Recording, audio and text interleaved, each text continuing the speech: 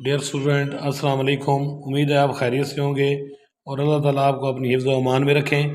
पिछली वीडियोस में मैं नाउन्स और नाउन के अक़साम के बारे में मैंने तफसील से वह एक वीडियो बनाई थी और आज जो है उसी वीडियो का एक सिलसिला लेकर आया हूँ।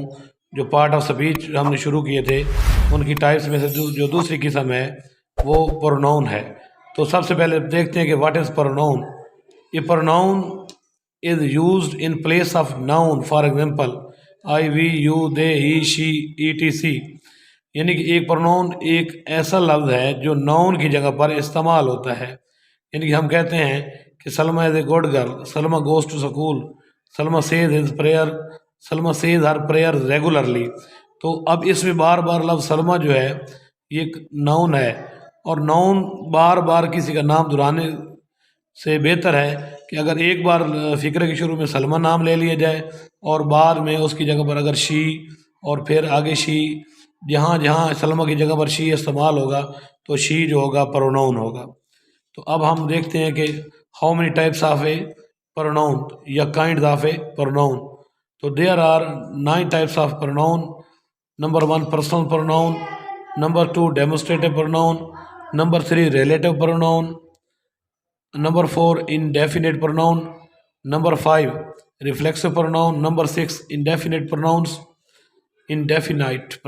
और नंबर 7 जो है possessive pronouns, number 8 emphatic pronoun और नंबर 9 जो है वो डिस्ट्रीब्यूटिव प्रोनाउंस है। अब हम चलते हैं इन सारी प्रोनाउन की जो टाइप्स हैं उनकी फर्दर जो है हम डिटेल पढ़ते हैं और उम्मीद करता हूँ कि आप जो है को ये वीडियो पसंद आएगी। लेकिन शर्त ये है कि ये वीडियो आप एंड तक देखते रहिएगा ताकि आपको प्रोनाउन की तमाम अक़साम का बखूबी इल्म हो सके। आप चलें जी, अब प्रोनाउन की पहली किस्म के बारे में पढ़ते हैं कि पर्सनल प्रोनाउन। प्रोनाउन की जो पहली किस्म होती है वो पर्सनल प्रोनाउन होती है। कि what are personal pronouns? I, we, you, they, he, she, are, it. ये वो प्रोनाउंस हैं जो किसी नाउन की जगह पर इस्तेमाल होते हैं। Are called personal pronoun because they stand for their persons. तो पर्सनल प्रोनाउंस जो होते हैं वो 3 टाइप्स के होते हैं, first person, second person, third person.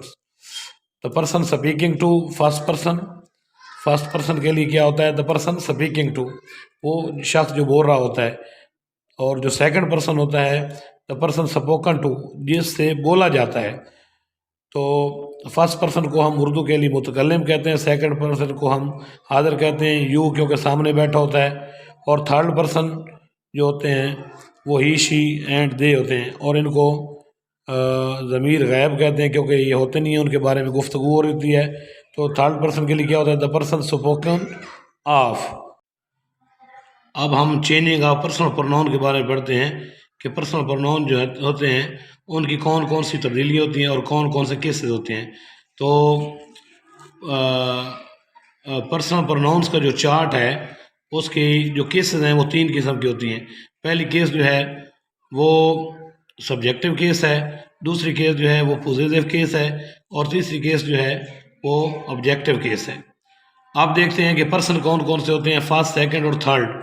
First person जो होते हैं वो आई और वी होते हैं, सेकंड पर्सन यू और थर्ड पर्सन जो होते हैं ही, शी, इट एंड दे। तो फर्स्ट पर्सन आई और वी की जो सब्जेक्टिव केस होती है वही सब्जेक्टिव केस होती है और जो उनकी पॉजिटिव केस होती है वो माई होती है और जो ऑब्जेक्टिव केस होती है वो मी होती है। इस तरह वी की सब्जेक्टिव केस वी और वी की पॉजिटिव केस जो होती है वो आवर और आवर्स होता है और वी की जो ऑब्जेक्टिव केस होती है वो आस होता है। इस तरह जो सेकंड पर्सन होता है वो सिंगुलर एंड प्लूरल के तौर पर इस्तेमाल होता है जिसको वी कहते हैं और बल्कि यू कहते हैं। तो यू की सब्जेक्टिव केस यू होती है और यू की पॉजिटिव केस यू और यूअर होती है और यू की ऑब्जेक्टिव केस जो होती हैं वो भी यू होती है। आप देखते हैं थर्ड पर्सन जो होते हैं वो कौन कौन से होते हैं? ही, शी, इट एंड दे और शी ही की जो पॉजिटिव केस होती है वो हेज और जो ही की ऑब्जेक्टिव केस होती है वो हिम होती है। इसी तरह शी की सब्जेक्टिव केस शी और पॉजिटिव केस हर और ऑब्जेक्टिव केस भी हर होती है। इस तरह इट की subjective case it, positive case it's और ऑब्जेक्टिव केस भी इट होगी। और साथ जो है दे जो होते हैं, ये प्रोनाउन जो होते हैं, इनकी पॉजिटिव केस जो होगी देयर और ऑब्जेक्टिव केस जो होते हैं वो देम होते हैं। ये सब्जेक्टिव केस, पॉजिटिव केस और ऑब्जेक्टिव केस ये फ़िक्रे की नोयत के मुताबिक चेंज होते रहते हैं, और ये हालत फ़ैली होती है, ये हालत मलकियती होती है पॉजिटिव केस, और ऑब्जेक्टिव केस जो होती है हालत मफूली होती है। तो अब चलते हैं प्रोनाउन की जो दूसरी टाइप है उसके बारे में पढ़ते हैं। Demonstrative pronoun. What are demonstrative pronouns? Demonstrative pronouns is used to point out, ये किसी इशारे के लिए इस्तेमाल होते हैं। फॉर एग्जांपल जैसे this, these, that, those, none और नेदर। जैसे कि हम कहते हैं कि this is a fan, that is motorcycle, these are bags. तो ये दिस, दैट, दीज, दोज ये इशारे के लिए किसी सब्जेक्ट को पॉइंट आउट करने के लिए इस्तेमाल होते हैं। तो these are called demonstrative pronouns. तो now we are going to study the third types of pronoun, that is relative pronoun। pronoun की जो तीसरी किस्म होती है वो relative pronouns होते हैं। तो इनकी डेफिनेशन क्या है? relative pronouns are used to relate or join two sentences। तो ये दो जुमलों को आपस में मिलाने के लिए इस्तेमाल होते हैं। जैसा कि पहले जुमला देखते हैं, this is the boy who broke my pen. ये वो लड़का है जिसने मेरे पेन को तोड़ा है। तो इसमें जो प्रोनाउन है वो हु है, because who is joining two sentences, this is the boy and broke my pen. And the second sentence is this is the book which I last yesterday. ये वो किताब है जो मैं कल, ये वो किताब है जो मुझसे कल गुम हो गई थी। तो अब विच जो है ये दो सेंटेंसेस को मिला रहा है। तो so we can say that in this sentence which is a pronoun. Let's go, अब हम प्रोनाउन की चौथी टाइप्स के बारे में पढ़ते हैं। दैट इज़ इंटेरोगेटिव प्रोनाउंस, यानी कि सवालिया ज़मीरें जो सवाल के लिए इस्तेमाल होती हैं।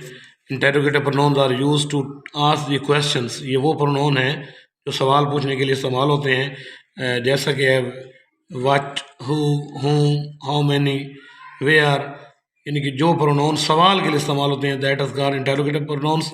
और आप इनके एग्जांपल के बारे में देखते हैं कि who is knocking at the door, दरवाजे पर कौन दस्तक दे रहा है। तो ये सवाल निशान है। तो in this sentence who is called interrogative pronoun. Which is your book, कौन सी तुम्हारी किताब है।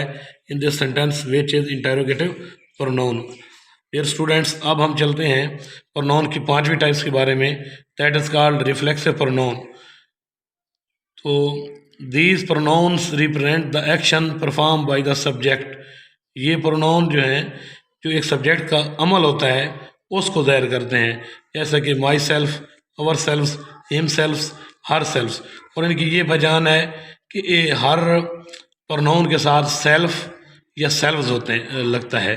अगर प्रोनाउन वैध हैं तो उनके साथ सेल्फ इस्तेमाल होगा, अगर जमा है तो उनके साथ सेल्फ इस्तेमाल होगा। तो अब इनके अगर फ़िक्रे के बारे में कुछ मिसालें देख ली जाएँ, दो तीन सेंटेंस देखते हैं। आई हर्ट माई सेल्फ, मैंने खुद ही अपने आप को ज़ख्मी किया। तो in this sentence myself is pronoun. I did this myself, मैंने ये खुद ही किया। In this sentence myself is pronoun. They laugh themself, वो खुद ही इनसे। तो in this sentence themself is pronoun. जी, आप प्रोनाउन की सिर्फ टाइप्स के बारे में आपको बता दूं, that is called indefinite pronouns. तो what are indefinite pronouns? We use indefinite pronouns when we want to refer to people और things without saying exactly who are or what they are.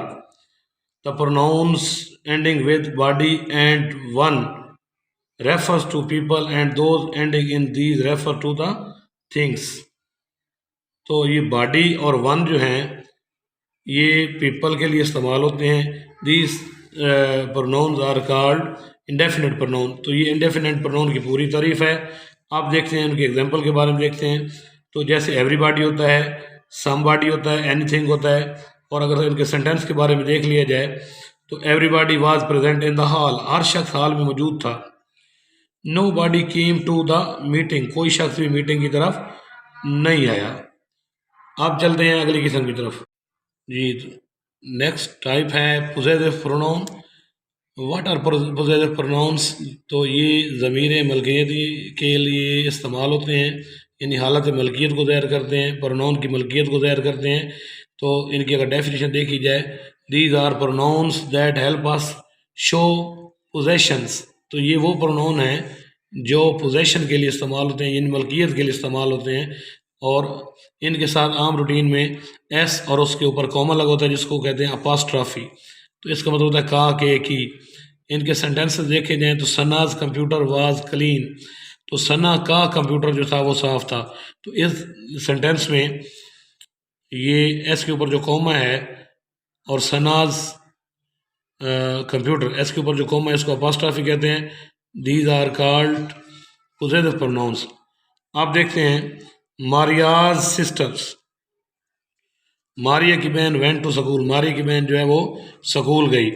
अब अगली किस्म के बारे में पढ़ते हैं, इम्फेटिक प्रोनाउन। क्या होता है जी? Emphatic pronoun. These pronouns are use for emphasis, तकीदी ज़मीरें, ज़ोर देने के लिए जो ज़मीरें इस्तेमाल होती हैं उनको हम इम्फेटिक प्रोनाउन कहते हैं। तो इनके सेंटेंस देखे जाएँ, I will do it my self, मैं इसे अपने लिए करूँगा। ही हिमसेल्फ डेड दिस, उसने ये खुद ही ये किया। तो इसमें हिमसेल्फ, उसमें माई सेल्फ, ये क्या है? इम्फेटिक प्रोनाउंस हैं। अगले सेंटेंस में you yourself can best explain, तो इसमें जो है यूर सेल्फ जो है वो क्या है? इम्फेटिक प्रोनाउन है। डियर स्टूडेंट्स, अब तक हमने प्रोनाउन की 8 टाइप्स का तज़किरा कर लिया है। अब आपके ज़हन में ये सवाल आ रहा होगा कि इम्फेटिक और रिफ्लेक्सिव प्रोनाउन तो एक जैसे हैं, ऐसी कोई बात नहीं, इनमें थोड़ा थोड़ा फ़र्क है। देखते हैं रिफ्लेक्सिव प्रोनाउंस कौन से होते हैं। In reflexive pronoun the subject and the object of the sentence are the same person. तो इसमें सेंटेंस का जो सब्जेक्ट होता है और ऑब्जेक्ट होते हैं वो एक ही पर्सन्स होते हैं। They are used as object of the verb when the action of the verb return to the doers. जैसे कि आप देखते हैं एक मिसाल कि आई हर्ट माई सेल्फ, मैंने अपने आप को ज़ख्मी किया। तो अब इसमें देखें सब्जेक्ट भी एक है और माई सेल्फ भी एक है, जिसमें सब्जेक्ट और ऑब्जेक्ट, अब इसमें सब्जेक्ट आई हो गया, माई सेल्फ जो हो गया वो ऑब्जेक्ट है। तो जिसमें सब्जेक्ट और ऑब्जेक्ट एक हों तो these pronouns are called reflexive pronoun because myself is showing the reflection of I. आप चलते हैं जी, emphatic pronoun, they are use to emphasize noun और प्रोनाउन, वो नाउन और प्रोनाउन पर जोर देने के लिए इस्तेमाल होते हैं। जैसे कि she her self open the door, उसने खुद ही दरवाज़ा खोला। अब हर सेल्फ जो है वो शी पर जो है वो जोर देने के लिए इस्तेमाल हो रहा है। Now we can say herself in this sentence is emphatic pronoun. अब फिर मैं आपको मज़ीद इस बात की दोहरा देता हूँ कि रिफ्लेक्सिव प्रोनाउन में सब्जेक्ट और ऑब्जेक्ट दोनों ही जो होते हैं वो एक जैसे होते हैं, लेकिन इसमें जो माई सेल्फ, हर सेल्फ, इस तरह वाले जो अल्फाज होते हैं, रिफ्लेक्सिव प्रोनाउन वाले अल्फाज जो होते हैं, आप समझ रहे होंगे, वो प्रोनाउन पर जोर देने के लिए इस्तेमाल हो रहे होते हैं। नाउन की आखिरी टाइप जो है वो डिस्ट्रीब्यूटिव प्रोनाउंस होते हैं। तो अब इसकी डेफिनेशन के बारे में देख लेते हैं। The pronouns which refer to the persons or things one at time are called distributive pronouns. वो ज़मीरें जो कि अशख़ास और चीज़ों को एक ही वक्त में डिस्ट्रीब्यूटिव प्रोनाउंस होते हैं। तो अब इनकी एग्जांपल देखते हैं। दे आर ऑलवेज सिंगुलर्स, तो हाँ ये इनकी शर्त है कि दे आर ऑलवेज सिंगुलर, वो हमेशा वैध होते हैं। For example neither, either, each, none, तो neither, either, each and none ये जो होते हैं डिस्ट्रीब्यूटिव प्रोनाउन होते हैं। और इनके अगर एग्जांपल के बारे में देख लिया जाए तो पहले एग्जांपल है neither of the girls was late, लड़कियों में से कोई भी एक लड़की लेट नहीं थी। Each took it to turn, हर को ने अपनी बारी पर इसको करना है। तो इस in this sentence each is distributive pronoun and in this sentence neither is distributive pronoun. तो आई होप स्टूडेंट्स आपको जो आपके ज़हन में एक कशमकश होगी या आप उलझन का शिकार रहते होंगे कि हम प्रोनाउन के बारे में कोई ऐसी वीडियो हो जिसके बारे में हम डिटेल से पढ़ें और जहाँ प्रोनाउन की अक़साम एग्जाम्पल के साथ हमें समझा दी जाएँ। तो उम्मीद करता हूँ कि आपको प्रोनाउन की तमाम अक़साम की समझ आ गई होगी। मिलते हैं पार्ट ऑफ स्पीच की एक अगली वीडियो के साथ। खुदा हाफिज़।